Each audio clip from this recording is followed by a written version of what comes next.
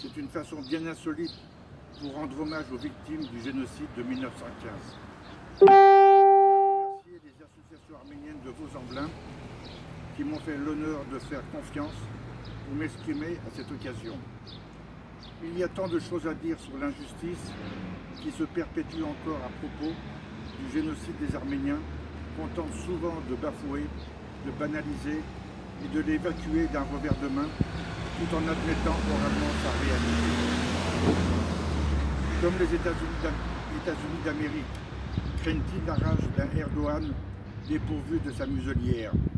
Israël redoute-t-elle les réactions d'Ankara? L'Europe, la France, malgré une loi déclarative en 2001, et bien d'autres pays encore acceptent de se soumettre à une Turquie qui multiplie ses représailles. Et cette phobie va durer combien de temps encore?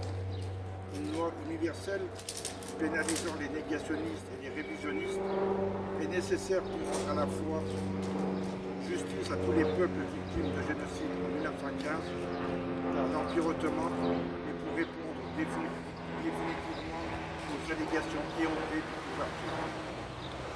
Que dire aussi de cette Turquie qui refuse obstinément à reconnaître le génocide des peuples chrétiens qu'elle a perpétré de 1915 à 1923? Quand cessera-t-on aussi de valoriser Mustafa Kemal, le père de cette Turquie qu'on a toujours cherché à renforcer alors qu'elle était l'alliée de l'Allemagne en 14 juillet?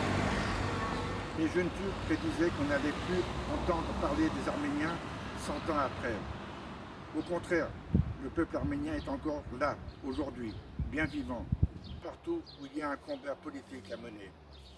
Mais on sait qu'Ankara ne baissera pas les bras. Le gouvernement turc rêve de terminer le travail inachevé de ses prédécesseurs.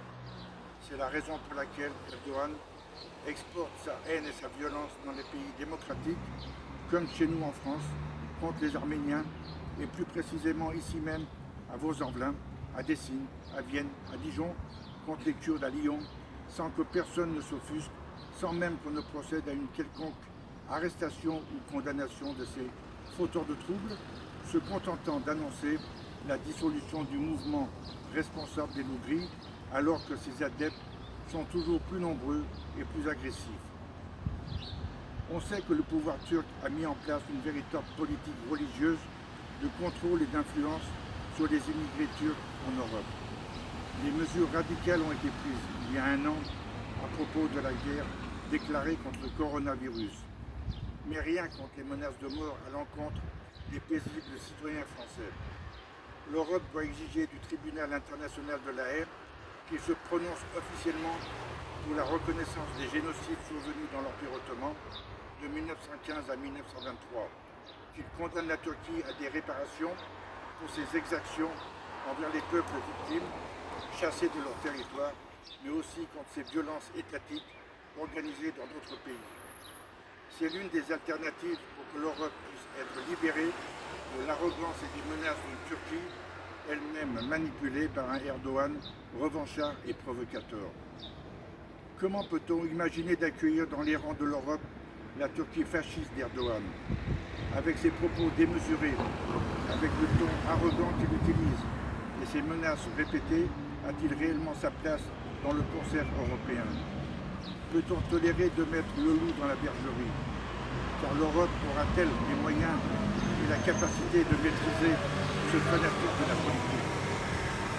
On a vu avec le temps, dont la Turquie est membre, son impuissance pour calmer ses ardeurs à propos du conflit dans la mer Égée, à part la France qui a réagi. Toutes les autres nations sont restées particulièrement discrètes. Salah Pacha, avec ses discours, était de la même trempe, et on sait ce qu'il advint à partir de 1915. Cela me fait penser aussi à un autre chef d'État des années 30, Hitler, pour ne pas le citer, contre lequel déjà les puissances européennes tentaient de minimiser ses propos, de les relativiser, de les dédramatiser.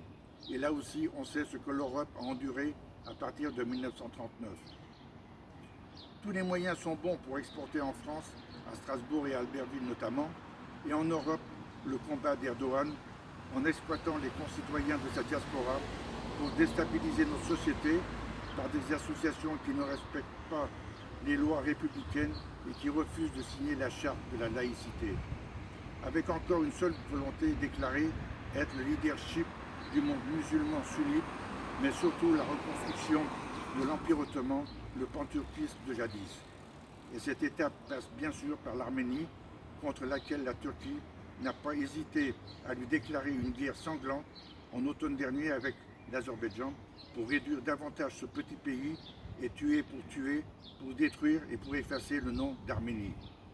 En consultant un atlas universel historique édité en 1873, on relève que le nom Arménie était mentionné depuis plus de 3000 ans pendant toutes les périodes de l'histoire antique, du temps de la dispersion des fils de Noé, des temps primitifs des monarchies d'Orient ancienne jusqu'au Xe siècle avant Jésus-Christ, de l'Asie mineure de l'époque des guerres médiques et de la retraite des 10 000, du temps de Darius et d'Alexandre le Grand, de l'Empire romain, de l'invasion des barbares, de l'Empire arabe, de l'époque des croisades, pendant toute la période moderne jusqu'à aujourd'hui.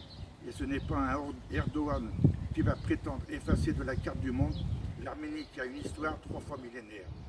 L'Arménie, l'Artsakh et la diaspora resteront solidaires et plus forts pour obtenir justice et préserver notre patrimoine culturel sous nos terres dans l'Arménie historique qu'on cherche à éliminer encore coûte que coûte pour les intégrer dans le giron turcoman d'Ankara et de Bakou.